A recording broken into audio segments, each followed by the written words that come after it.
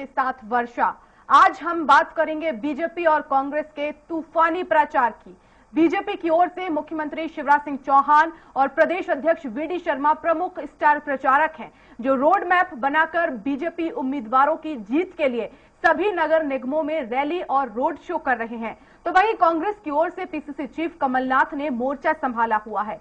इसके लिए प्रदेश कांग्रेस ने आपका कमलनाथ आपके साथ अभियान की शुरुआत की है। तो वहीं बात करेंगे भोपाल में नगर निगम के चुनावी घमासान की, जहां के 85 वार्डों में से 30 वार्डों में अल्पसंख्यक वोटर्स का दबदबा है और इसके लिए बीजेपी के मुकाबले कांग्रेस ने मुस्लिम कैंडिडेट्स पर भरोसा जताया। तो शुरू करते हैं नगर का पर्चा।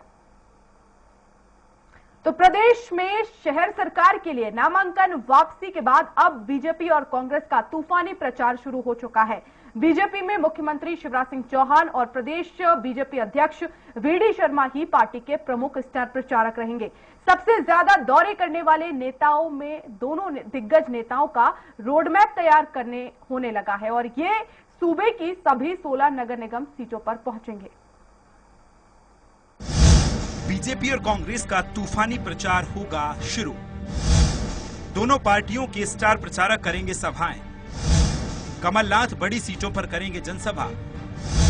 सिंधिया और तोमर प्रत्याशियों के लिए मांगेंगे वोट। बीजेपी की ओर से मुख्यमंत्री शिवराज सिंह चौहान का तूफानी प्रचार शुरू हो चुका है। शिवराज और वीडी शर्मा के हर बड़े निकाय तक पहुंचने का लक्ष्य है। इसी के तहत बुधवार को दोनों नेता उज्जैन पहुंचे। गुरुवार को भोपाल में एक साथ महापौर प्रत्याशी मालती राय के चुनाव कार्यालय का उद्घाटन किया। इसके बाद भोपाल में रोड शो किया। दोनों प्रमुख नेताओं के दौरे को बीजेपी के लिए कमजोर रहे बूथों व सीटों के हिसाब से रखा गया है। निकाय चुनाव है, हमारी सूचियां तैयार हो रही हैं। माननीय मुख्यमंत्री जी, प्रदेश अध्यक्ष जी, सारे केंद्रीय मंत्रीगण, हमारे वरिष्ठ पदाधिकारीगण, हमारे संभाग के प्रमुख नेतागण, ऐसे सभी लोग रहेंगे। बीजेपी ने कांग्रेस विधायकों वाली सीटों को प्राथमिकता पर लिया है। इन दोनों सीटों पर नेता एक बार से ज्यादा पहुंच सकते हैं। बीजेपी से केंद्रीय मंत्री ज्योतिरादित्य सिंधिया, नरेंद्र सिंह तोमर, उमा भारती, डॉक्टर नरोत्तम मिश्रा, भूपेंद्र सिंह, विश्वास सारंग और कमल पटेल भी रोड शो करेंगे और सभाएं भी। भारतीय जनता पार्टी में तो हर कार्यकर्ता प्रचारक है। भारतीय जनता पार्टी की सरकार ने जनहित के इतने काम किए हैं, उनको लेकर वो घर घर जा रहा है। माननीय मुख्यमंत्री जी हमारे कार्यकर्ता हैं, प्रदेश अध्यक्ष भी कार्यकर्ता है, प्रधानमंत्री भी कार्यकर्ता है, सभी कार्यकर्ता अपना काम कर रहे हैं। और मुख्यमंत्री जी के रोड शो हो रहे हैं, बैठकें हो रही हैं, प्रदेश अध्यक्ष जी के रोड शो हो रहे हैं, बैठकें हो रही हैं, सभा हो रही हैं। भारतीय जनता पार्टी तो पूरी मैदान में है। अब चिंता सामने वाला करे कि उसको कैसे मुकाबला करना है। कांग्रेस में भी जनसंपर्क के साथ चुनावी सभाएं और रोड शो की तैयारी है। पार्टी के दिग्गज नेता मैदान संभालने जा रहे हैं। प्रदेश कांग्रेस ने आपका कमलनाथ आपके साथ अभियान शुरू किया। दिग्गज नेताओं का भी रोड शो होगा। चुनावी सभाओं का भी कार्यक्रम पीसीसी तैयार कर रहा है। भारतीय जनता पार्टी के स्टार प्रचारक तो मुंह छिपाते फिर रहे हैं। स्टार प्रचारक तो हमारे माननीय कमलनाथ जी हैं, जिनका सिंगरौली का आज का आप सैलाब देख लिए। आंगनवाड़ी की भीड़ नहीं थी, नर्सें नहीं बुलवाई गई थी फॉर्म भरने के लिए कि मुख्यमंत्री जी को भीड़ दिखे। वहाँ मूल आम जन सिंगरौली में माननीय कमलनाथ जी को सुनने आया था। तो ये बयार है सरकार और मुख्यमंत्री के चेहरे के खिलाफ लड़ाई, संघर्ष जो जारी हुआ उसका शंखनाद है। कमलनाथ 26 जून को सागर में कांग्रेस प्रत्याशी के समर्थन में रोड शो करेंगे। वे 27 जून को सतना में सभा करेंगे। कुल मिलाकर दोनों ही पार्टियां अब जोरदार प्रचार अभियान से नगरों की सरकार बनाने का जतन करेंगी। नगरीय निकाय चुनाव के अभियान में आने वाले विधानसभा चुनाव के लिए प्रचार अभियान की झलक दिख रही है। भोपाल से अतुल पाठक की रिपोर्ट। मध्य प्रदेश में नगरीय निकाय चुनाव चल रहे हैं और ऐसे में युवाओं की भागीदारी इन चुनावों में बढ़ चढ़कर देखने को मिल रही है। ग्वालियर नगर निगम के वार्ड 27 में सबसे युवा प्रत्याशी बीजेपी ने 25 साल की यामिनी धर्मेंद्र राणा को चुनावी मैदान में उतारा है।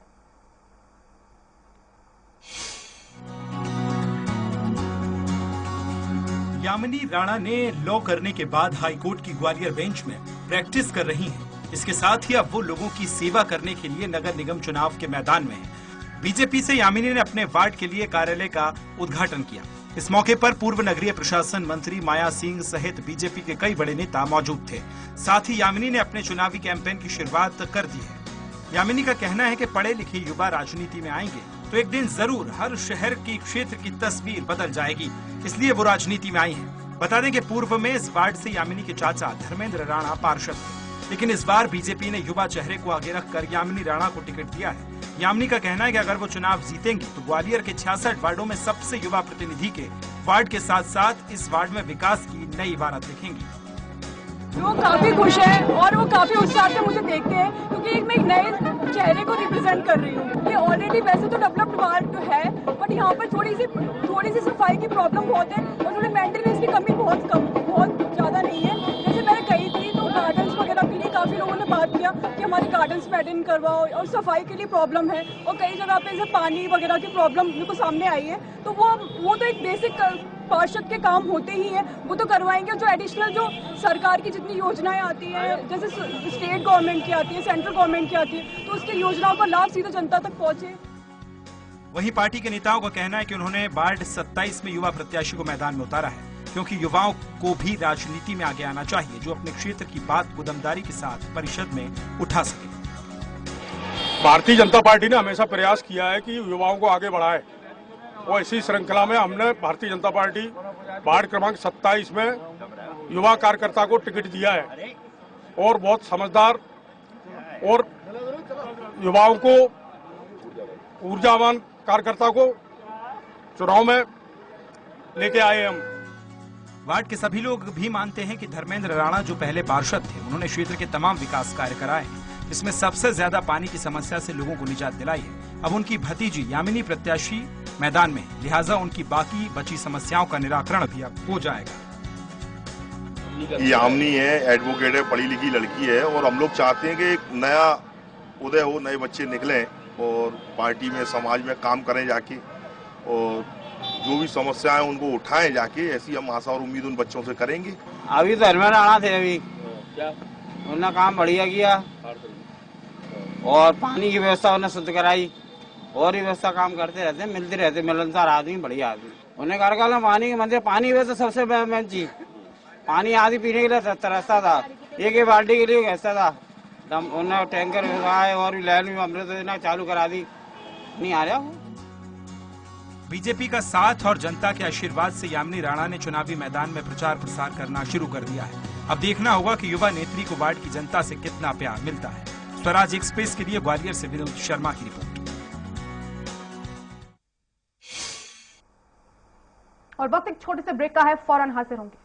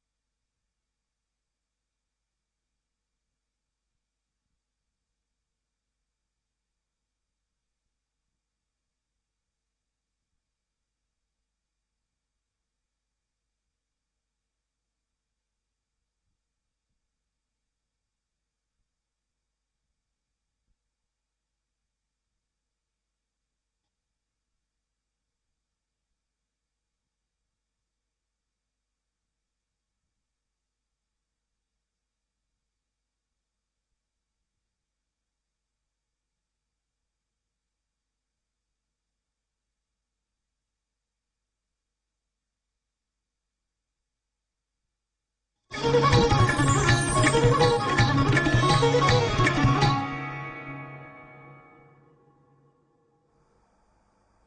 के बाद नगर का परचम में एक बार फिर से आपका स्वागत है और अब चलेंगे भोपाल नगर निगम के वार्ड 31, जहां बीजेपी की पार्षद प्रत्याशी ब्रजुला सचान ने अपने समर्थकों के साथ जनसंपर्क शुरू किया है। ब्रजुला सचान के समर्थन में संस्कृति बचाओ मंच के प्रदेश अध्यक्ष चंद्रशेखर तिवारी भी हैं।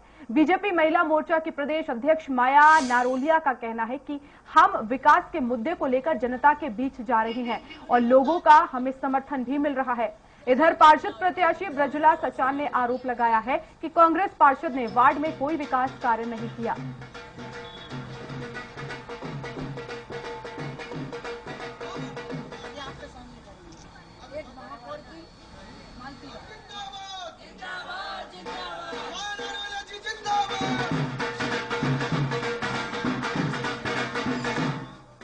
आज हमारी भारतीय जनता पार्टी के संगठन का बहुत धन्यवाद ज्ञापित करूंगी।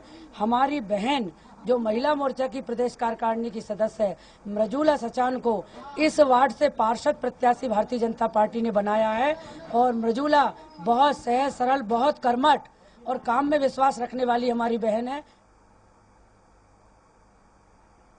मेरा दायित्व बनता है, जो भी परेशानियां होंगी उसके लिए आपको मेरे पास नहीं आना होगा, मैं स्वयं आपके पास उपस्थित रहूंगी, 24 घंटे आपकी सेवा करूंगी।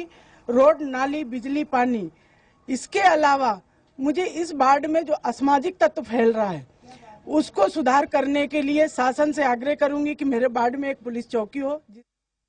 15-20 साल से जानती हूँ, बहुत अच्छी कार्यकर्ता है और मुझे उम्मीद है कि अपने वचन पे खरी उतरेंगी और जो वो कह रही है वो करके बताएंगी, है ना। मेरा यही निवेदन है सबसे, जनता से, कि उनको वोट दो और उनको लेके आओ। निकाय चुनाव को लेकर सूबे में सियासी पारा चढ़ा हुआ है। चुनावी घमासान में सियासी दल एक दूसरे पर जुबानी हमला कर रहे हैं। पूर्व मंत्री पीसी शर्मा ने बीजेपी पर निकाय चुनाव में अपराधियों को टिकट देने का आरोप लगाया है। इस पर चिकित्सा शिक्षा मंत्री विश्वास सारंग ने पलटवार किया। उन्होंने कहा कि कांग्रेस हार के डर से बौखला गई है। पीसीसी चीफ कमलनाथ ने खुद कहा था कि किसी पर 2 केस हो या 10, लेकिन उम्मीदवार जिताऊ चाहिए।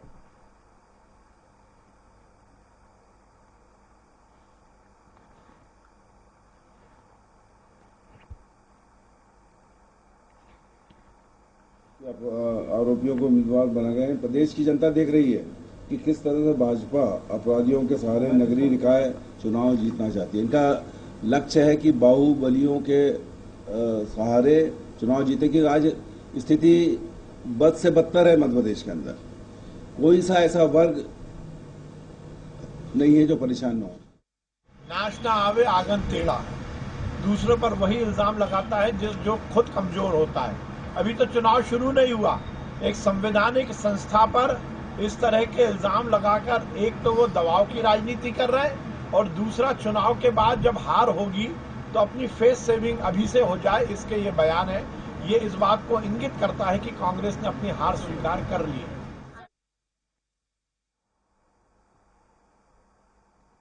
तो निकाय चुनाव को लेकर दोनों ही पार्टियों के बीच जुबानी जंग अब तेज हो गई है।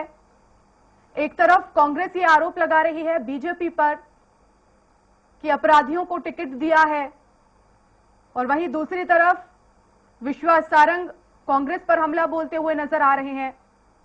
उन्होंने कहा है कि अपराधी चाहे 2 हो या 10, लेकिन उम्मीदवार जो है वो जिताऊ चाहिए। इस तरह के आरोप लगाए जा रहे हैं। विश्वास सारंग ने आरोप लगाया है कि हार के डर से कांग्रेस जो है वो बौखला गई है।